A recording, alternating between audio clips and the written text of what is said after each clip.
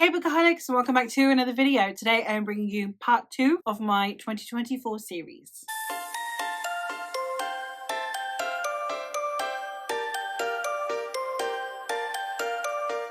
Today we're going to be talking about all of the series that I read in their entirety in 2024. I am a binge reader. It is my preferred method of reading, and therefore I get through a lot of complete series. So we're going to talk about all 23 that I have to talk about today. Now, the first thing first is that I did reread 2 series. They're not going to be on this list, but I did read those in their entirety as well. One of which being Mistborn by Brandon Sanderson, and the other being The Lord of the Rings by J.R.R. Tolkien. So I'm not talking about either of those because they are rereads. I do have reviews for them, so I'll leave them linked, but I'm not going to be adding those to the list since I would like to talk about the series that are new to me. I am going to be ranking these, so from my least favourite to my favourite. There aren't many on here that I actively disliked though, so when I say least favourite, it is still potentially series that I like. It's just that by comparison, the others are better. The first series that I'm going to put on here is the Elements of Cadence series by Rebecca Ross. I started it for maybe Feb, and I DNF'd book 2. I was in the wrong headspace. I really did not want to read it, and it was making me a bit slumpy. And then I just quietly finished it off sometime later on in the year, maybe May,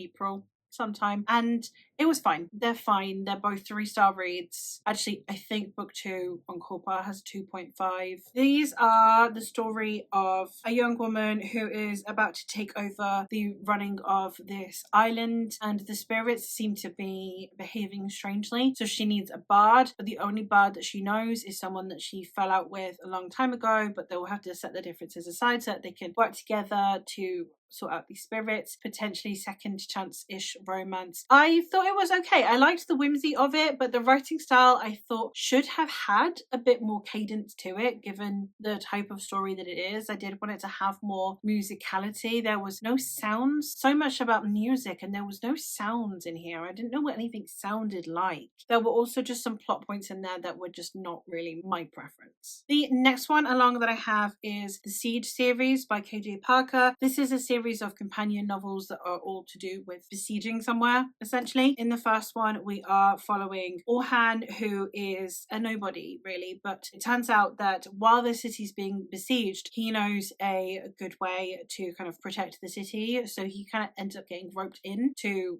saving this city that he has never really cared about before. The rest of the series are in a similar vein. It's just someone who is having to take the lead, someone who doesn't want to, or who is not in the right position to normally be doing these things. And they were fine. They're kind of like underdog stories. The women in them were insufferable. I really did not like the portrayal of women in them. And in the first book, I felt really catfished because I thought that because there's so much about subverting tropes and subverting expectations, for the longest time I thought that the way that the women were being portrayed was supposed to be a subversion, and then nothing got subverted, and it's just like, oh no, this is just what you think of women. Shit. So that was not a fun time. So I was really annoyed by this series, but it did have some decent humorous moments and the plot was fine. It just wasn't really 100% my thing. So I've ended up giving all 3 books, I think, 3 stars. One that was a real shame, actually, because it could have been so much better. There were just some things that didn't work for me personally, is The Drowning Empire by Andrew Stewart. The first book being Bone Shard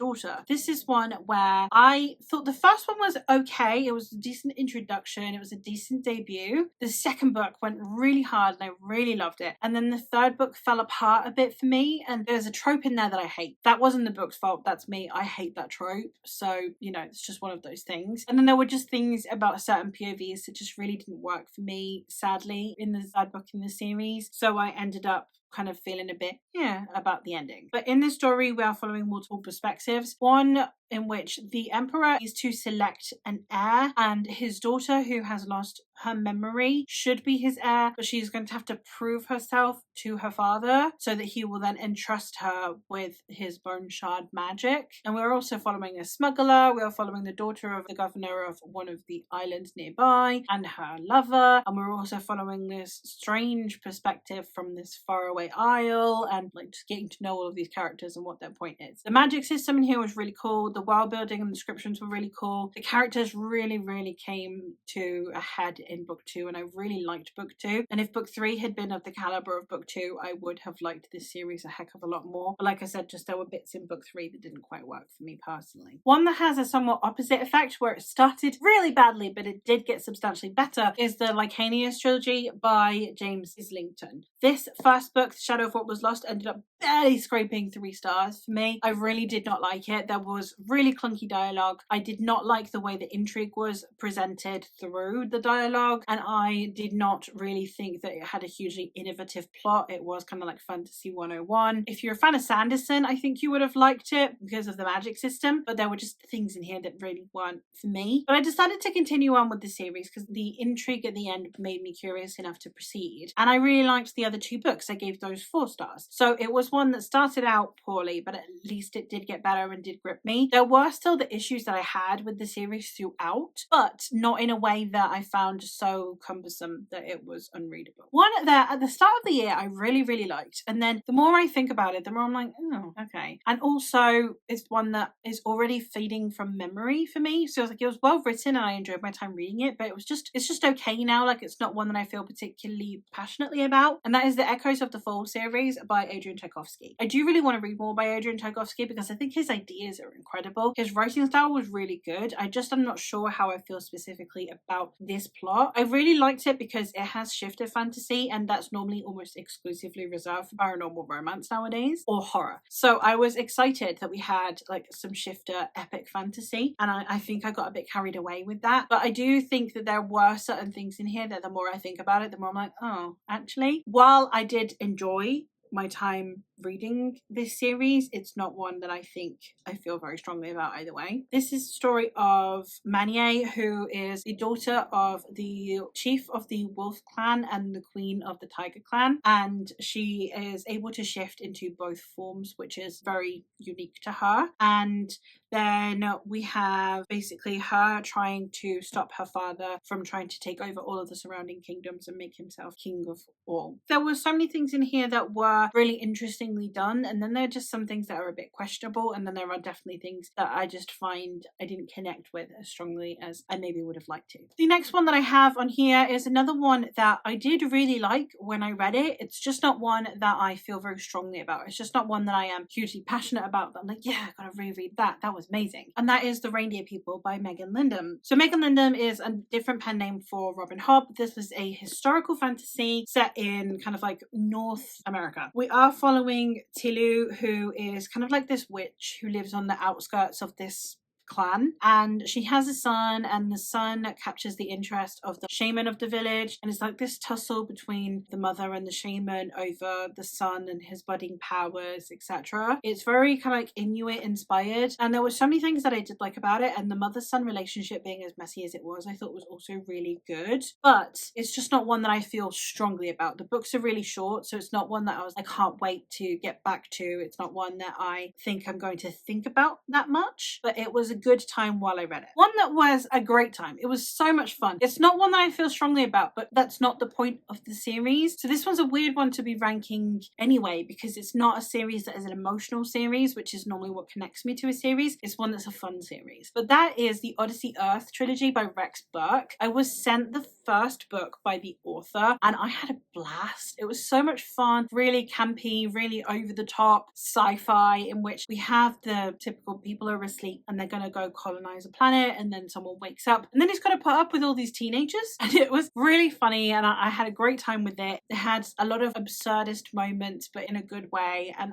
yeah, it was a good successor to Hitchhikers. So I had a fun time with it, but it's just a lot of these have much stronger emotional impacts later on down the road. One that kind of the opposite of Lycanius started out so well, and then just like dipped a bit as each book went along, and that is the Raven's Shadow series by Anthony Ryan. This one, I kind of am hesitant to have it this high on the list because there are series that are a lot more consistent that I've ranked lower. This first book was so good that then, even though the rest dipped, it was like, but I can't rank you any lower because of how much I liked this one, and it's a weird one. But in this story, we are following a man who has just joined this group of people who are essentially assassins who are in charge of protecting the faith of this realm, and we're following this man's story. And it's a world that is about to enter into conflict, so we are seeing him ready for this conflict to protect his people, to ensure that his kingdom is safe, etc. It's a very brutal regime that he undertakes. I really did like Balin. He was a very interesting character to follow. I just found that the sequels didn't captivate me as much as this one did, but I still loved this one so much that it needed to rank highly. The next one I have on here is the Forging of Age series by Tatiana Obi, and this one is one that is a duology in which we are following two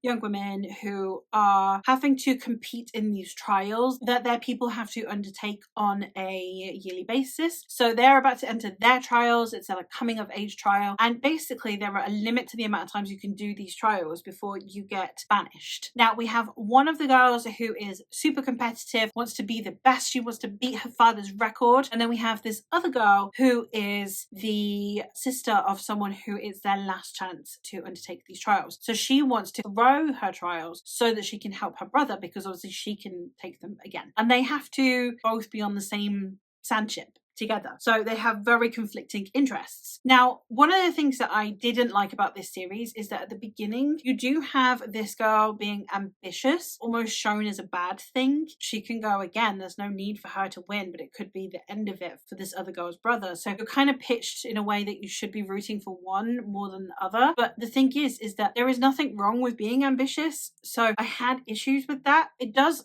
definitely iron out throughout the series, and I did feel a lot better about it later on, but it was an issue that I had at the beginning of the story, so I can't really rank it higher than this. But I did have a great time with it. I loved the characters, I loved the sapphic-ness of it, I loved the world building. That was so cool. So there was so many things to love about it, and I am excited to read more by this author. Another one that I have is the Icefjord Saga by Uzziah Feli. This one is a fantasy romance that is Norse inspired, and in it we are following two boys who, when they are young, they meet in the forest. One who is putting up the runes to protect his village, and the other who is a runaway slave. And when the boy then opens the runes so that the other boy can come in, accidentally let in a darkness. And then we see them years later where they re-encounter each other, and it's a romance between the two, and it's a Norse inspired conflict with magic but also with different clans, and it was really cool, and I had a great time with it. It's one, I like the Ironbreakers series by this author a little bit more. This one was on the cusp of YA, and it kind of shows in like the innocence of the characters. So there are elements to it that I found a little bit not quite my preference, but I had an amazing time with it overall, and the world building is always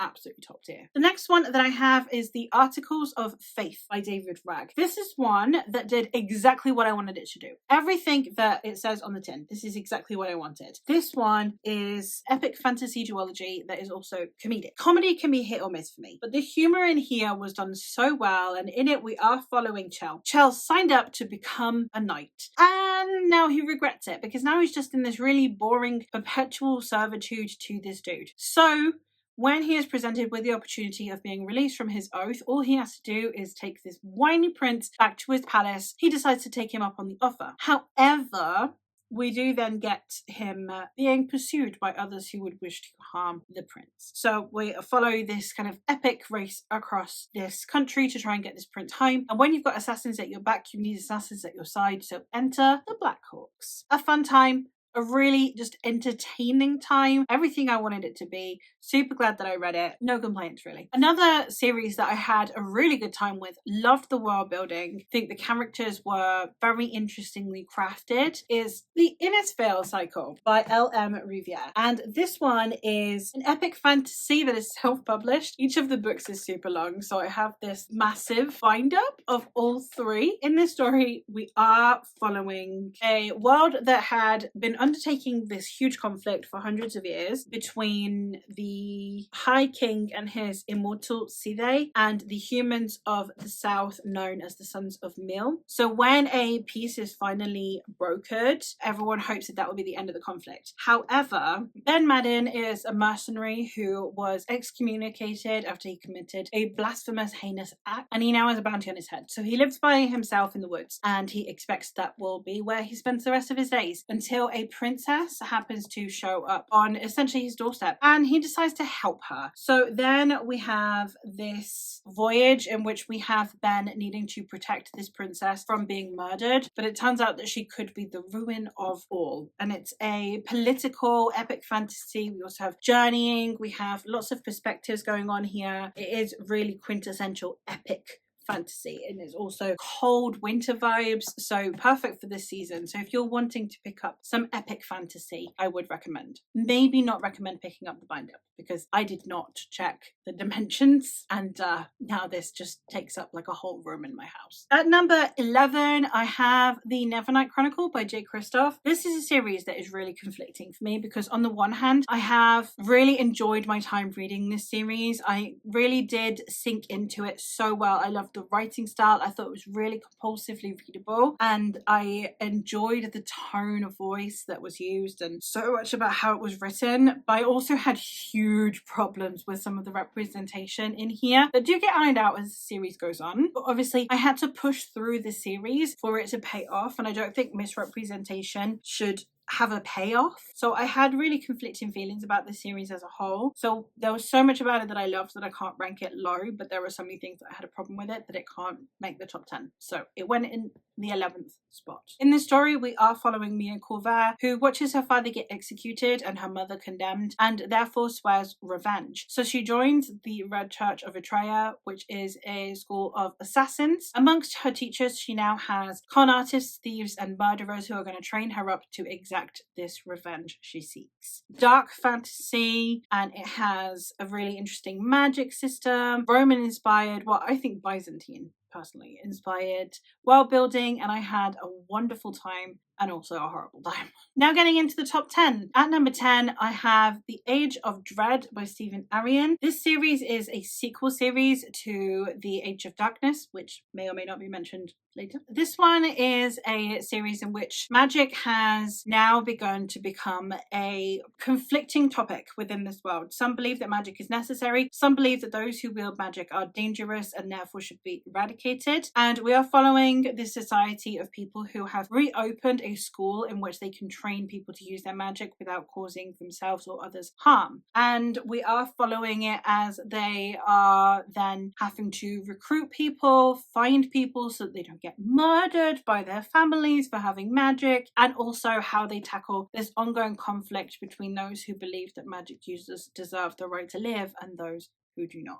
The next one that I have in here is the Temeraire series by Naomi Novik. This was my read-along series for the year, and I had a wonderful time with it. I love this series. It has its faults, and there are definitely some dud installments in this 9-book series, but I loved it for the most part. I loved the characters. It's just that those duds were really duddy, and it can't rank any higher than that. But this story follows Captain Will Lawrence, who is a British captain in the Navy during the Napoleonic Wars. When his ship overcomes a French vessel, the French vessel happens to be harboring a dragon egg. Dragons being an invaluable resource for the war effort, meaning that it needs to bond quickly before it hatches with a British soldier. With them being too far away from the shore to be able to get it to the dragon core, one of his crew is going to have to take the hit. So when the dragon decides to bond with Will, he now must set aside the life that he has known to become the constant companion of the fighting dragon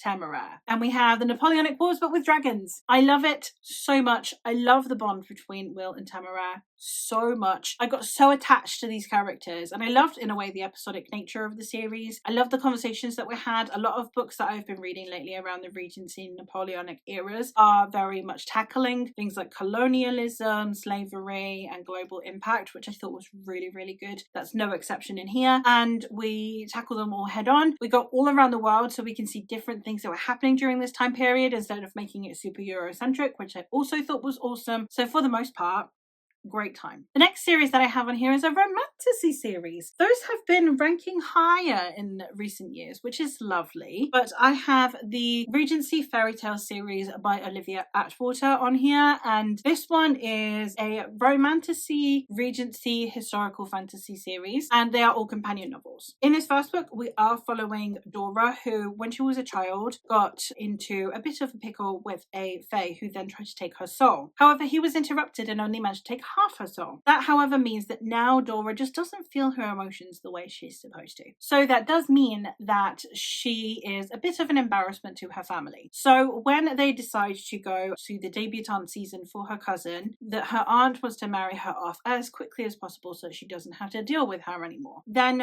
while we are there, we are also following the Lord Sorcier, who is the sorcerer to the royal family, and he is investigating a string of murders that seems to be happening in which children in workhouses fall asleep and then will not wake up and eventually kind of die from not awakening. And he's investigating how this is happening. Dora then decides to go along and help, and it goes from there. We have an enemies to lovers, a Pride and Prejudice setup, if you will, where you have two people who are very pent up in their own emotions and unable to see other people's emotions. We have, once again, class divide themes in here that are discussed at length and are done very interestingly. I really loved the conversations that were had in here as a whole, and I loved the pairings. All three pairings were absolutely awesome. The second one is a kind of Cinderella-esque retelling, but if Cinderella was an actual maid, and the third one is a murder mystery Victorian style romantasy. All fantastic. Loved them. And number 7, I have The Age of Darkness. It's almost like I said this would be coming. And this is the series that goes with the Mage one with this series. This is the first series by Stephen Arion. It's his debut series. Absolutely amazing. 3 stories that are essentially companion novels that follow on from one another. And in this first book, Battle Mage, we're in the middle of a war and it's coming to a head in this city. And while we have this conflict happening, we get 3 perspectives. The first of which is Balforos, who is a mage who is having to protect a city that hates his kind. We also have Vargas, who is a soldier, and while mages are raining down lightning from the skies, he is there trying to keep the men together and keep them wanting to fight. And then we are also following Talandra, who is a princess and a spy master. And in this story, we have this conflict coming to a head.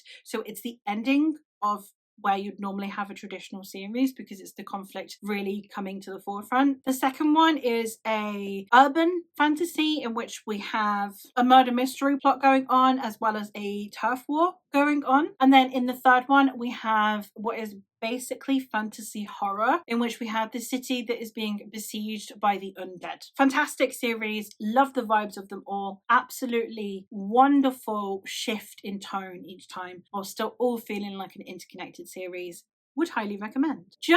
Only just not making it into the top 5, I have the Memory, Sorrow and Thorn series by Tad Williams. I know people will think it's blasphemous that I haven't put this at number 1, but I did struggle with book 1. I found Simon insufferable in book 1. He is a teenage boy, and boy can teenage boys be really annoying. So I really struggled with reading Simon. But this is the story of Simon, who is a kitchen boy, who then garners the interest of a wizard, who then decides to take him on as an apprentice. However, then the king is murdered and they need to go get the news of what has happened to the king's brother before it's too late. And it's the story of how this conflict plays out. It's epic fantasy. The series got better with every single volume. I loved it so much. It's such an engaging time. The world building is immaculate. The writing actually is not as dense as you would expect from a classic fantasy either, and I just think that it had a richness to it that felt really, really immersive. I really liked the characters, especially once Simon stops being so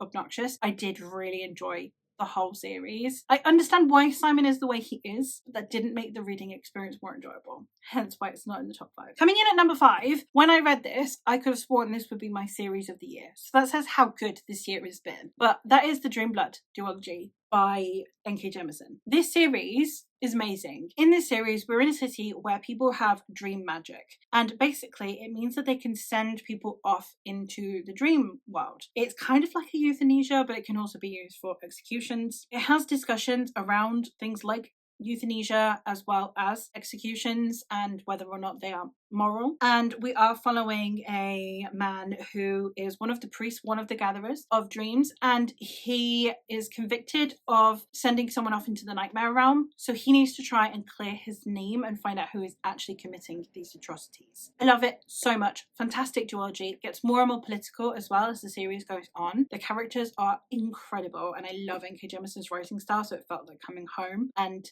I would highly recommend. It's very slow.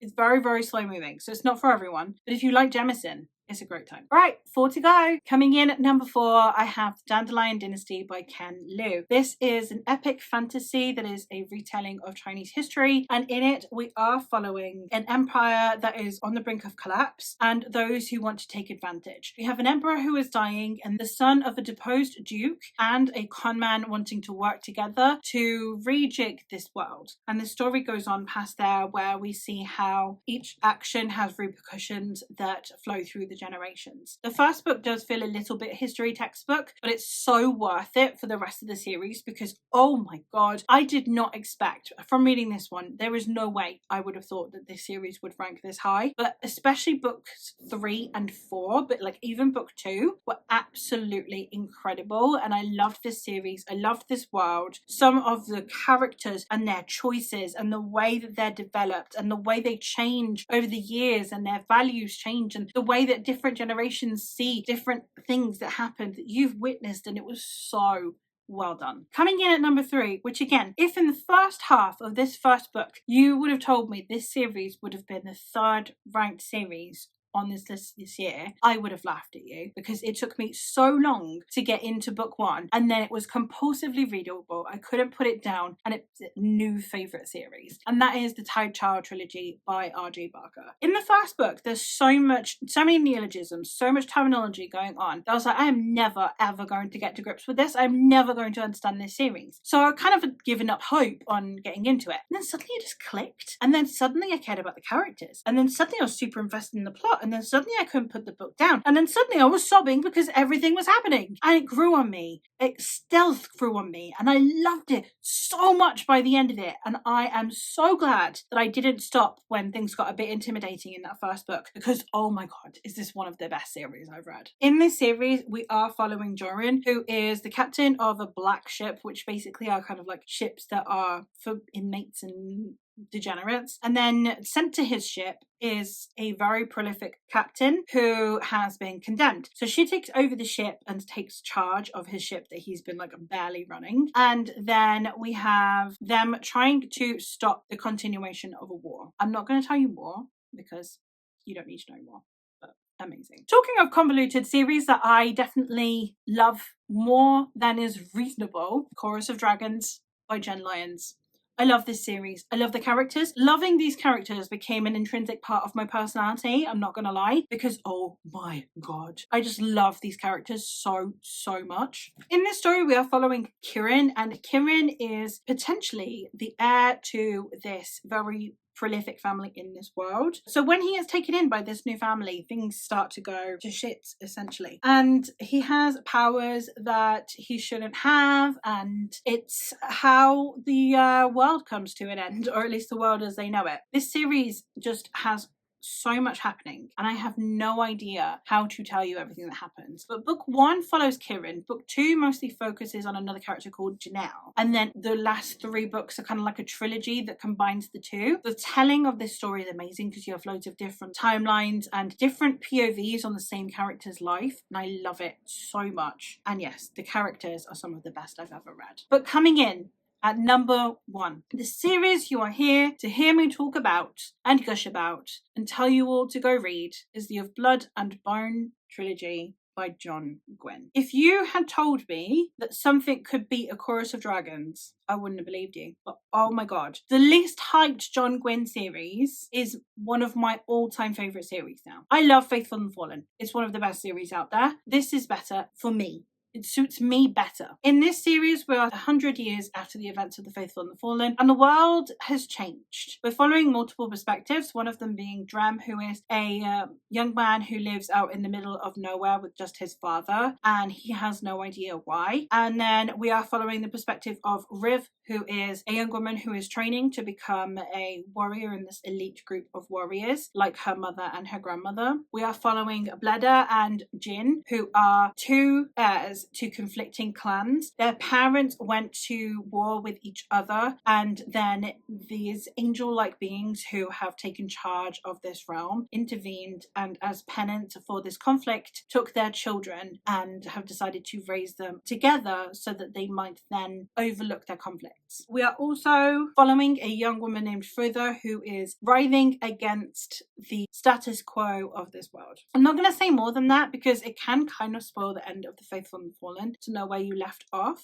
but just know that I love every single thing about this series with my entire being. I am holding book 3 instead of book 1 like I have with all the others because my friend got this one signed for me, so now it's like my favorite possession, and now anytime I have an opportunity to hold this book up I will. But there you have it. Those are all of the series that I binged this year, ranked from worst to best. Let me know if you've read any of these and your thoughts on them, or if based on my liking of some of these you have recommendations for other series. Let me know what your best series that you read in 2024 was as well. And that is all from me for today, so thank you ever so much for watching, and I'll hopefully catch you in another one soon.